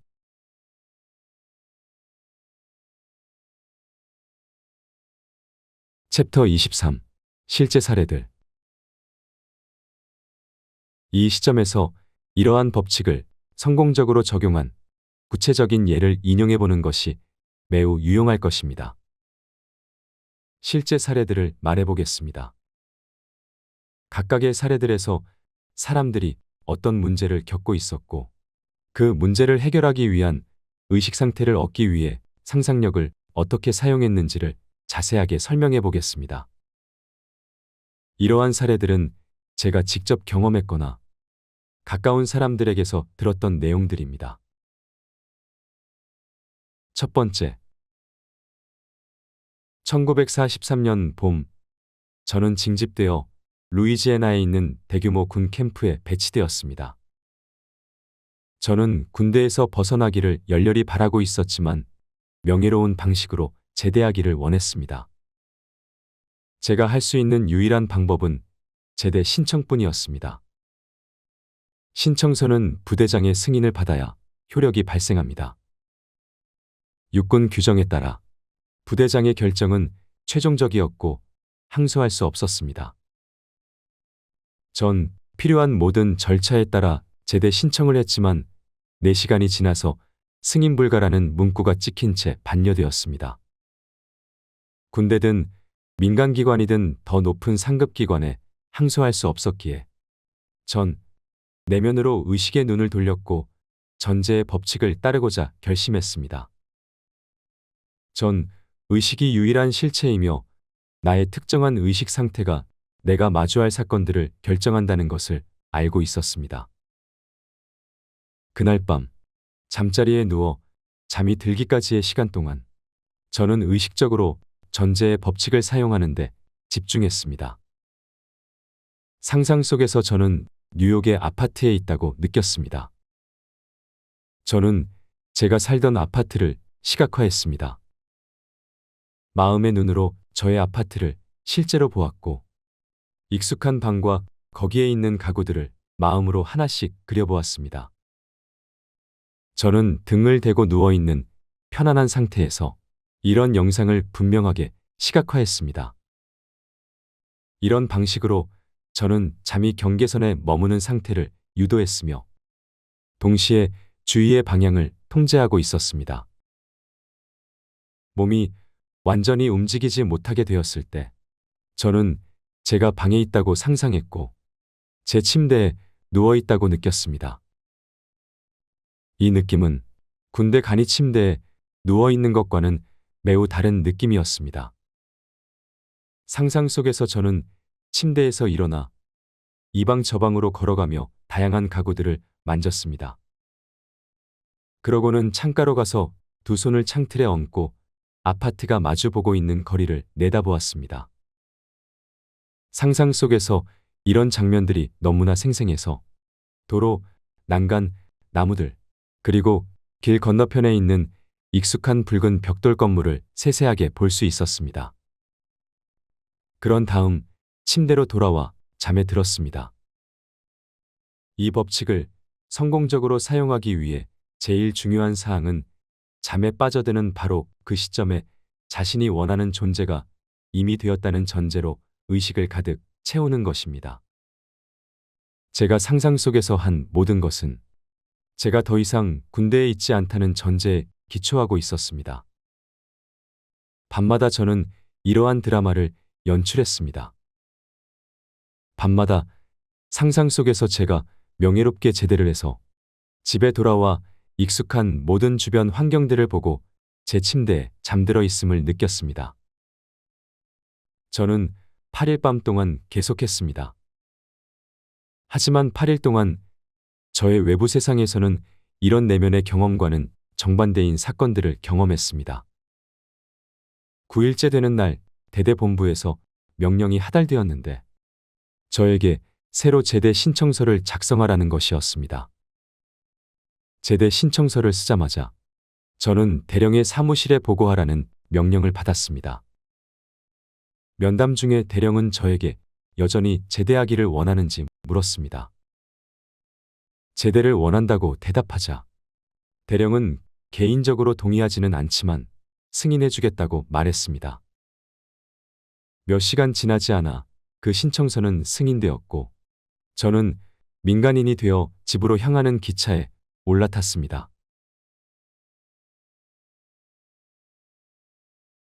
빅터 고다드의 심상화, 전제의 법칙.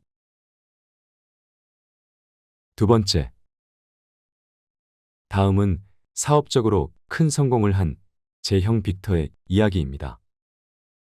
상상의 힘과 전제의 법칙을 잘 설명해주는 일화입니다. 빅터 형이 저에게 세세한 내용들 모두를 전해주었습니다. 이야기는 빅터 형이 20살 무렵부터 시작됩니다. 빅터 형은 우리 구남 일녀의 둘째입니다. 아버지는 작은 상품 판매 회사를 다른 사람들과 동업 형태로 운영하고 있었습니다. 빅터 형이 18살이 되었을 때 고국에서 2000마일이나 떨어진 대학에 진학해 학업을 이어갔습니다. 대학 1학년을 마칠 무렵 아버지는 본인의 사업과 관련한 불미스러운 일로 인해 빅터 형에게 집으로 돌아오라고 했습니다. 아버지는 동업자들의 교묘한 술책으로 사업에서 강제로 쫓겨났을 뿐만 아니라 허위사실에 대한 고소로 인해 인격과 정직성에 대해서도 비난받게 되었습니다. 동시에 아버지는 회사에서의 정당한 몫까지도 빼앗겼습니다. 그 결과 아버지는 신용을 크게 잃었고 거의 무일푼이 되었습니다. 빅터 형은 대학에 있다가 이러한 상황으로 인해 집으로 불려왔습니다. 돌아왔을 때 형은 한 가지 커다란 결심, 즉 사업에서 크게 성공하리라고 마음을 먹었습니다. 우선 형과 아버지는 얼마 안 되는 돈을 들여 자신들만의 사업을 시작했습니다. 둘은 골목길에 작은 가게를 하나 빌렸는데 그 가게는 아버지가 쫓겨났던 회사로부터 멀지 않은 곳에 있었습니다. 거기서 둘은 지역사회에 최상의 서비스를 제공하는 사업을 시작했습니다. 개업 직후부터 형은 상상력이 반드시 효과를 발휘하리라는 것을 본능적으로 자각하면서 꿈과 같은 목표를 달성하기 위해 상상력을 의도적으로 사용하기 시작했습니다. 형은 출퇴근길에 아버지의 옛날 회사 건물을 지나가게 되었는데 그곳은 그 지역에서 동종업계 가운데 가장 큰 규모였습니다. 회사 건물은 가장 큰 빌딩 중 하나였고 도시의 중심부에서도 가장 잘 보이는 곳에 위치하고 있었습니다. 건물 바깥에는 회사의 이름이 커다랗고 굵은 글씨로 적힌 거대한 간판이 걸려 있었습니다. 형은 날마다 그 옆을 지나가면서 마음속에 커다란 꿈을 키워나갔습니다. 우리 가족이 이 거대한 건물을 소유하고 이 대규모의 사업체를 운영한다면 얼마나 좋을지 생각했습니다. 어느 날 형이 건물을 바라보며 서 있을 때 상상 속에서 입구 건너편에 거대한 간판에 써 있는 완전히 다른 이름을 보았습니다. 거기에는 커다란 글씨로 우리 가족 이름이 적혀 있었습니다. 그 간판은 로츠 상회라고 적혀 있었지만 상상 속에서 형은 고다드 상회라고 보았습니다. 형은 그 간판에 고다드 상회라고 적혀 있다고 상상하면서 눈을 크게 뜨고 그것을 계속 바라봤습니다. 하루에 2번씩 2년 동안 그 빌딩 정면에 걸려있는 가족 이름을 보았습니다. 형은 무언가를 사실이라고 충분히 강하게 느낀다면 반드시 실제가 될 거라고 확신했고, 그래서 상상 속 간판에 가족 이름을 본다면 언젠가 그것을 소유할 것이라고 확신했습니다. 이 기간 동안 형은 자신이 무엇을 하고 있는지를 단 한 사람에게만 말했습니다. 형은 어머니에게만 털어놓았는데 어머니는 아들이 큰 실망감을 갖게 될 거라 생각해 그런 상상은 그만두라는 애정 어린 조언을 하였습니다. 그럼에도 불구하고 형은 매일마다 이 일을 고집스럽게 해나갔습니다. 2년이 지난 뒤에 그 큰 회사가 부도가 나서 건물이 매물로 나왔습니다. 매물로 나오던 날도 형은 전제의 법칙을 적용하기 시작했던 2년 전과 마찬가지로 그 회사를 소유할 수 있는 처지는 아니었습니다. 이 기간 동안 아버지와 형은 매우 열심히 일해서 고객들의 절대적인 신뢰를 받고 있었지만 건물을 구입하는데 필요한 돈을 모으지는 못한 상황이었습니다. 더욱이 필요한 돈을 빌릴 수 있는 곳도 없었습니다. 그 건물은 도시에서 사람들이 가장 탐내는 자산으로 여겨져 많은 부유한 사업가들이 눈독을 들이고 있었기에 형에게는 그 건물을 소유할 기회가 더욱 더 없어 보였습니다. 경매가 시작되는 당일 놀랍게도 전혀 일면식도 없는 사람이 가게에 들어와 형과 아버지에게 그 건물을 대신 사주겠다는 제안을 했습니다. 거래와 관련해서는 조금 특이한 조항 덕택에 아버지는 그 건물에 대해서 입찰을 할 필요조차 없었습니다. 아버지와 형은 그 남자가 농담을 하고 있다고 생각했습니다. 그러나 그렇지 않았습니다. 그 남자는 오랫동안 둘을 지켜보면서 그들의 능력에 감탄했으며 그들이 진실하다고 믿었습니다. 그러면서 그는 큰 규모의 사업에 참여하기 위해 자본을 공급해주는 것은 자신에게도 매우 건전한 투자가 된다고 덧붙여 말했습니다.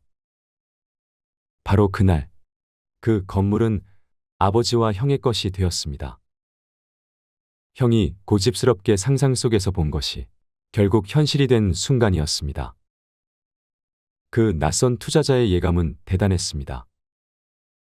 오늘날 우리 가족은 위에서 언급한 사업을 소유하게 되었을 뿐만 아니라 바베이도스에서 가장 큰 규모의 제조업체를 여러 개 소유하게 되었습니다.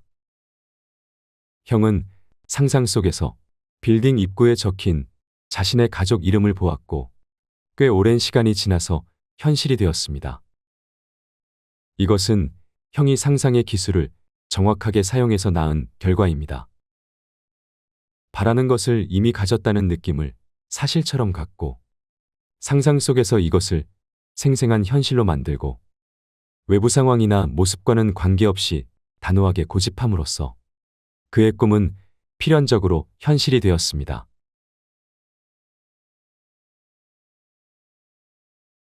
어린아이처럼 천진난만하게 상상하라. 전제의 법칙.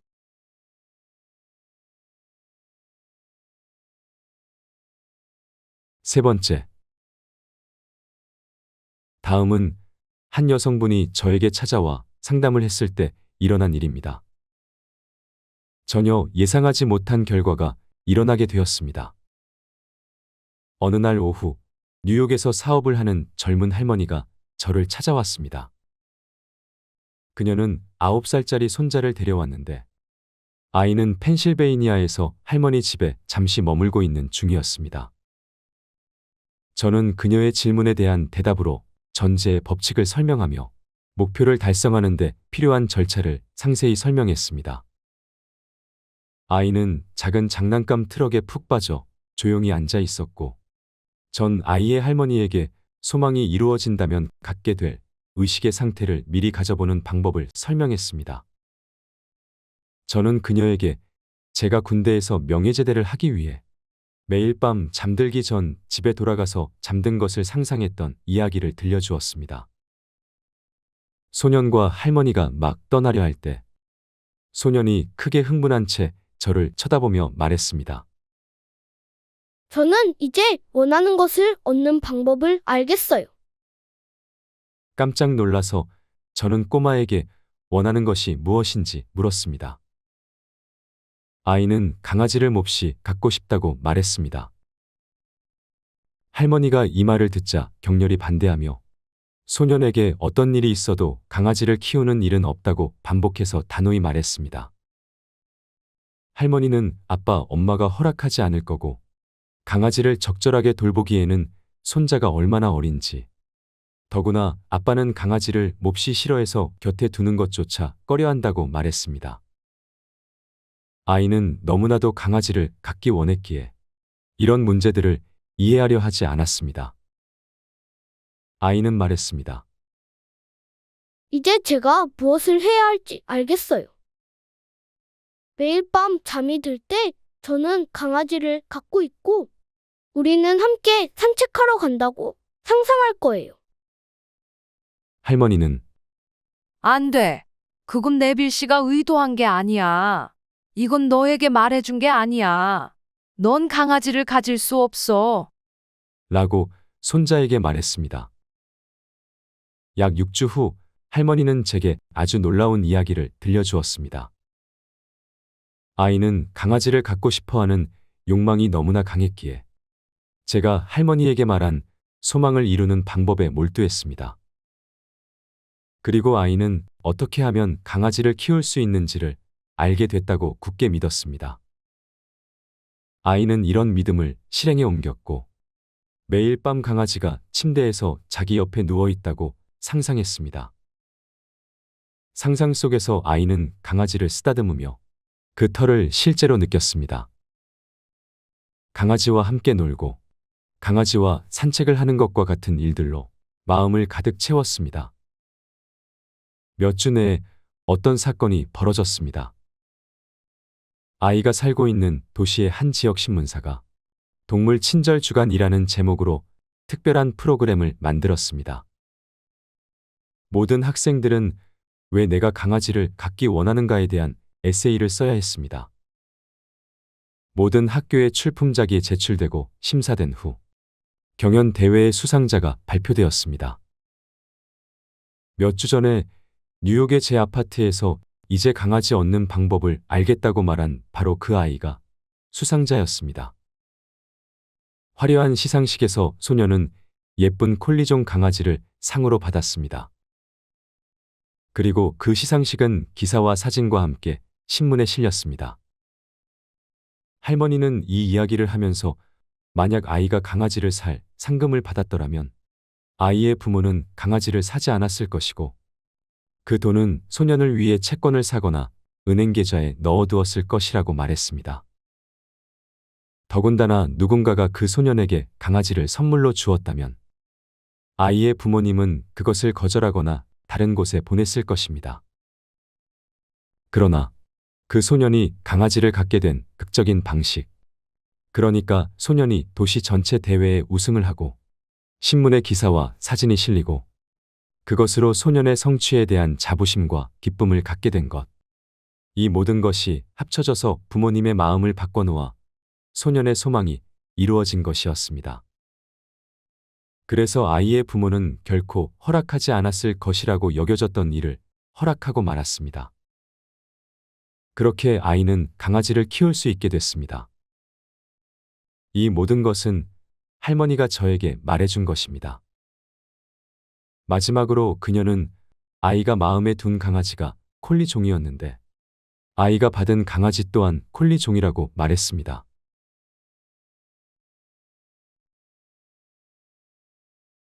너는 이미 플로리다에 있어. 전제의 법칙. 네 번째. 다음은 제 강의가 끝날 무렵 한 여성분이 청중 모두에게 들려준 이야기입니다. 전제의 법칙에 대한 제 강의가 끝나고 질의 시간이었습니다.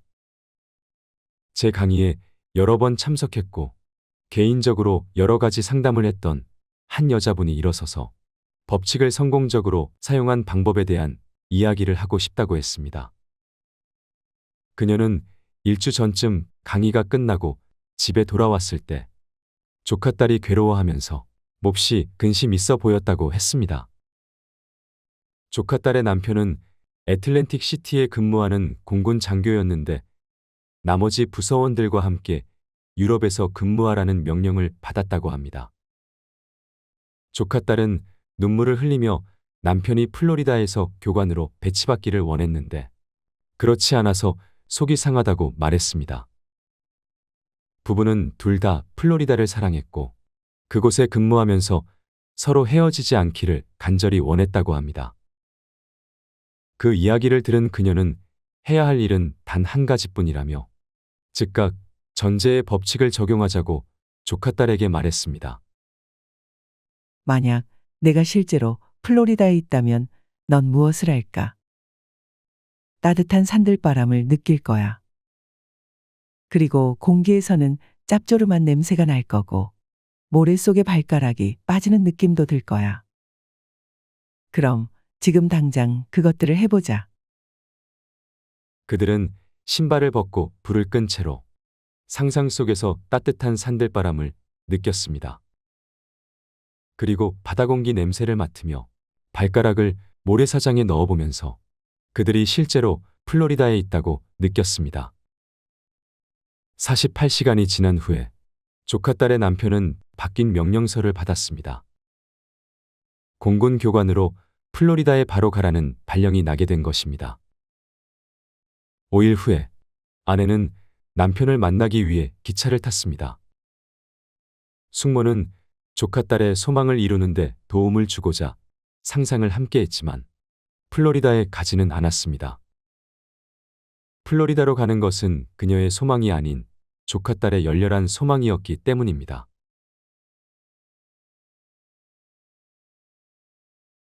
즉각적인 변화, 전제의 법칙. 다섯 번째.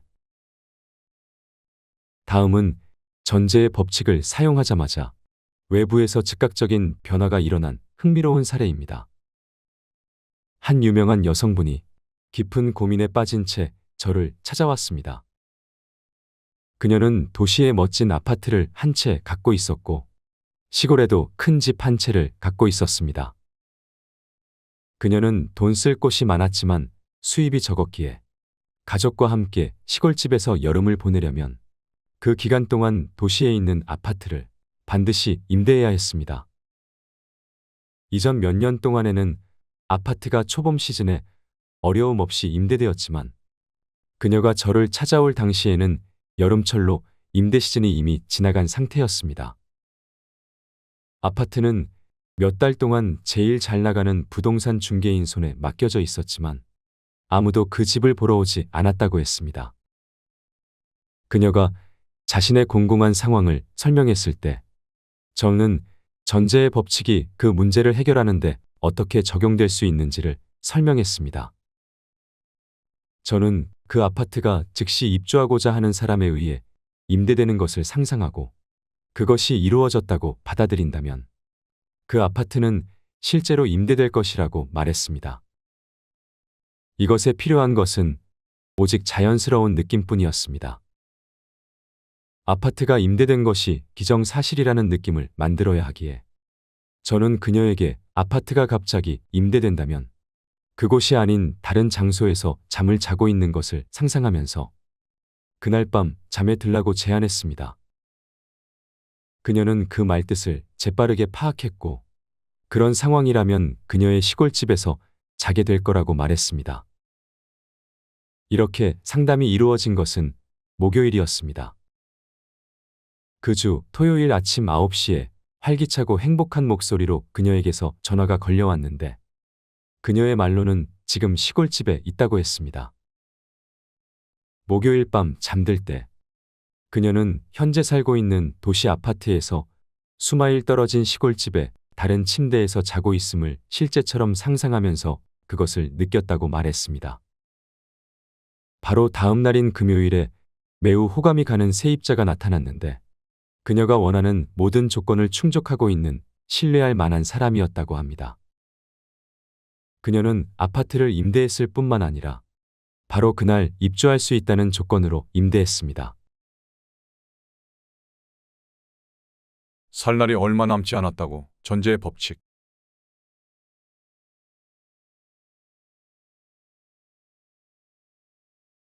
여섯 번째,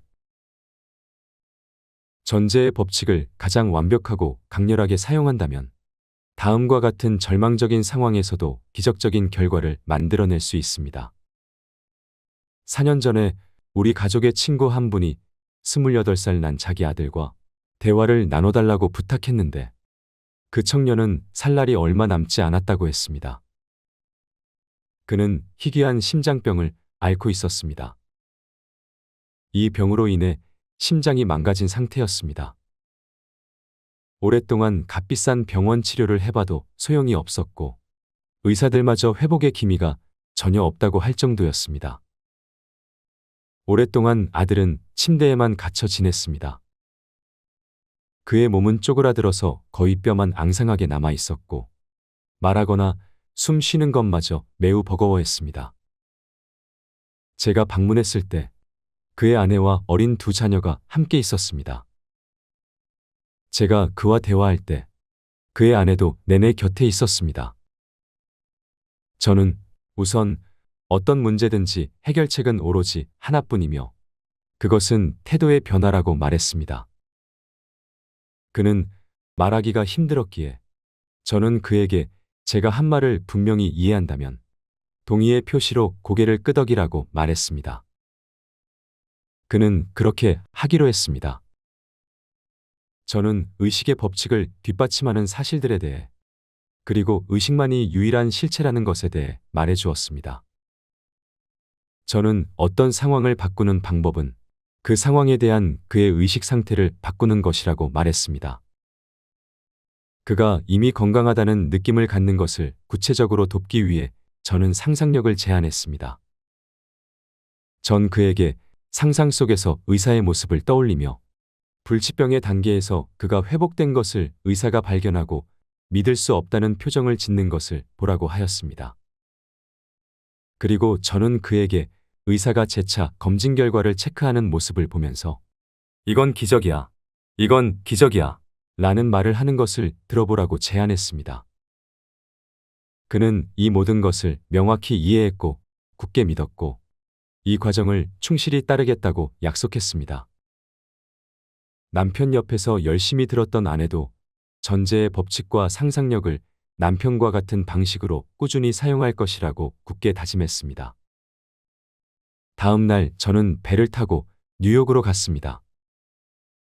이것은 제가 열대 지역에서 겨울 휴가를 보내는 동안 일어난 일이었습니다. 몇 달이 지나고 저는 그 아들이 기적적으로 회복되었다는 편지를 받게 되었고, 다음번 방문 때 그를 직접 만나게 되었습니다. 그는 완전히 건강을 회복해서 활발히 사업에 전념하고 있었으며, 친구들, 가족들과 많은 사교 활동을 즐기고 있었습니다. 그는 제가 떠난 날부터 그것이 효과가 있을지에 대해 한치의 의심도 하지 않았다고 말했습니다.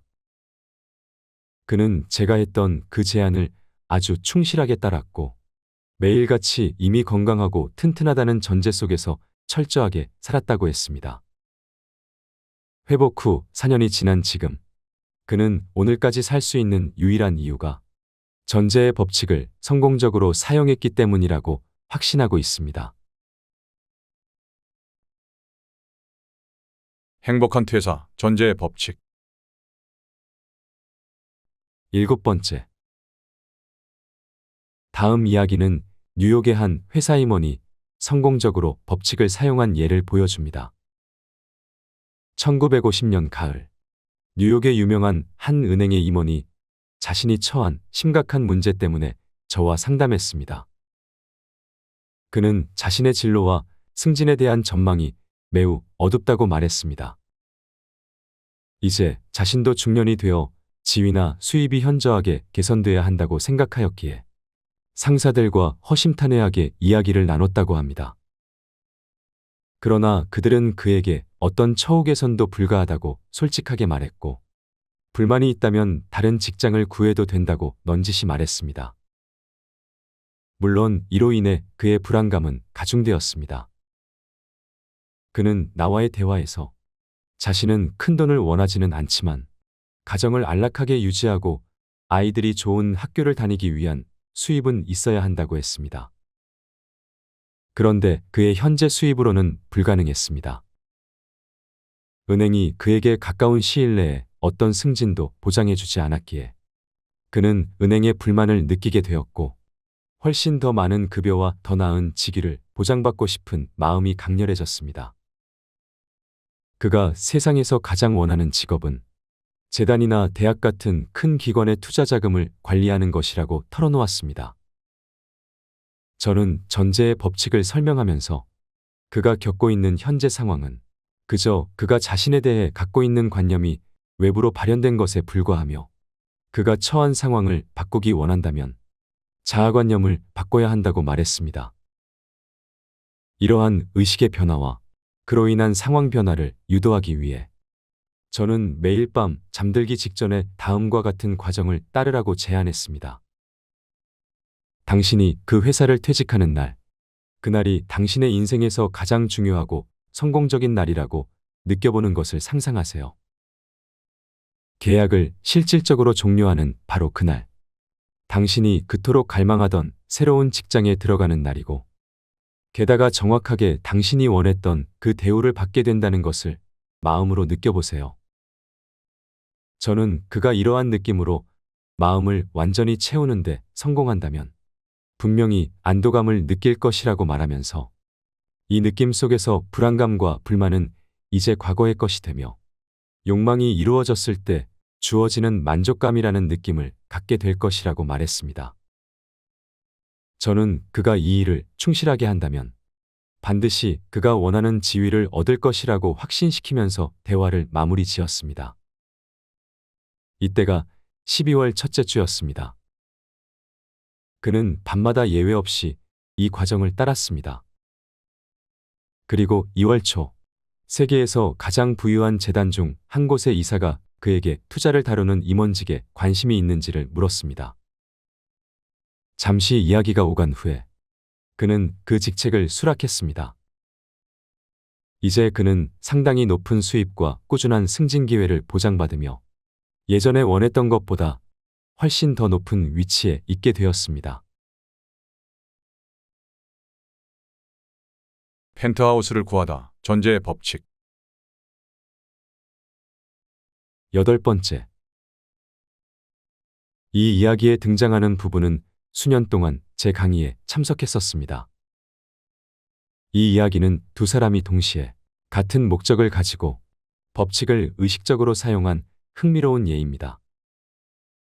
이 둘은 유달리 서로에게 헌신적인 부부였습니다. 그들의 삶은 완전히 행복했고 어떤 문제나 불만거리도 없었습니다. 한동안 그들은 더 큰 아파트로 이사 갈 계획을 세웠었습니다. 생각을 하면 할수록 그들의 마음은 멋진 펜트하우스로 기울었습니다. 남편은 큰 창문이 있어서 멋진 경관을 바라다볼 수 있는 집을 원한다고 말했습니다. 아내는 벽면의 한쪽이 천장부터 바닥까지 거울로 되어 있으면 좋겠다고 말했습니다. 그들은 둘 다 장작을 태우는 벽난로를 갖고 싶어 했고 위치는 반드시 뉴욕시에 있어야만 한다고 했습니다. 몇 달 동안 그런 아파트를 찾아다녔지만 헛수고였습니다. 사실 뉴욕의 어떤 아파트도 구하기에는 하늘의 별 따기와 같았습니다.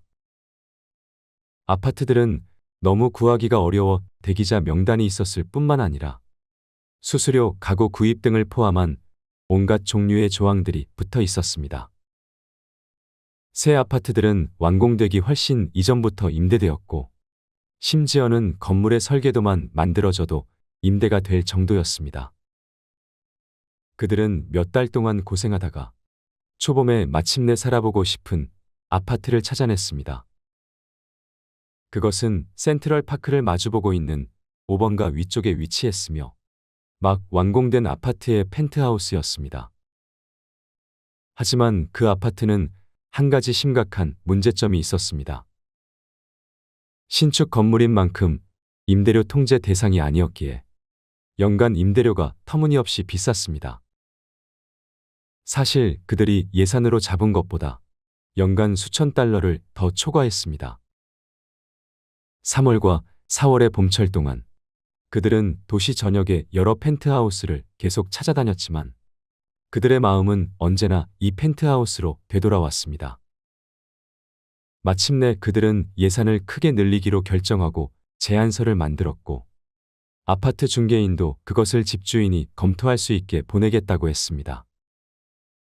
이 시점에서 서로 말은 안 했지만 둘은 각각 전제의 법칙을 적용하기로 결심했고 나중에서야 서로가 무엇을 했는지 알게 되었습니다. 밤마다 그들은 둘 다 마음에 둔 그 아파트에서 잠을 자는 상상을 했습니다.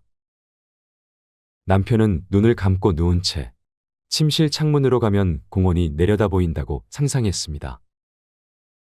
그는 아침에 제일 먼저 창가로 가서 전망을 즐기는 상상을 했습니다. 공원이 내려다 보이는 테라스에 앉아서 아내와 친구들과 함께 칵테일을 마시며 이 상황을 충분히 즐기고 있다고 상상했습니다. 펜트하우스 안의 테라스 위에 자신이 실제로 있다는 느낌으로 마음을 가득 채웠습니다. 이 기간 동안 남편은 몰랐지만 아내도 똑같은 일을 하고 있었습니다. 집주인 쪽에서 어떤 연락도 오지 않은 상태로 몇 주가 흘렀지만 그들은 매일 밤 잠이 들 때 실제로 그 펜트하우스에서 잠을 자는 상상을 계속했습니다. 어느 날 놀랍게도 그들이 현재 살고 있는 아파트 건물의 직원 한 명이 지금 살고 있는 곳에 펜트하우스가 비어 있다고 알려주었습니다. 그들은 깜짝 놀랐습니다. 이 집은 센트럴 파크 바로 옆에 완벽한 위치에 있었기에 뉴욕에서 가장 인기 있는 건물들 중 하나였습니다. 그들은 그 아파트를 얻으려는 대기자 명단이 길다는 것도 알고 있었습니다. 펜트하우스가 갑자기 임대 가능해졌다는 사실을 건물 관리자들이 다른 사람들에게 알리지 않은 이유는 그들이 어떤 지원자도 고려할 만한 지위에 있지 않았기 때문입니다. 그곳이 비어 있다는 것을 알자마자 부부는 즉각 건물 관리자에게 임대해달라고 요청을 했지만 불가능하다는 답만 돌아왔습니다. 사실 그 건물의 펜트하우스 대기자 명단에 여러 사람들이 있었을 뿐만 아니라 실제로 한 가족에게 계약이 돼 있는 상태였기 때문입니다. 그럼에도 불구하고 부부는 관리자와 계속 만남을 가졌고 결과적으로 그 펜트하우스에 입주할 수 있게 되었습니다. 그 건물은 임대료 통제 대상이어서 그들이 처음 펜트하우스를 찾기 시작했을 때 예산으로 잡았던 것과 거의 비슷한 금액만 내면 되었습니다. 그곳의 위치와 아파트 상태, 그리고 남, 서, 북면으로 둘러싼 큰 테라스는 기대 이상이었습니다. 그리고 거실 한쪽에는 센트럴 파크의 멋진 경치를 볼 수 있는 가로 15피트, 세로 8피트의 거대한 창문이 있었습니다. 한쪽 벽은 바닥에서 천장까지 거울로 장식되어 있고 장작을 떼는 벽난로도 있었습니다.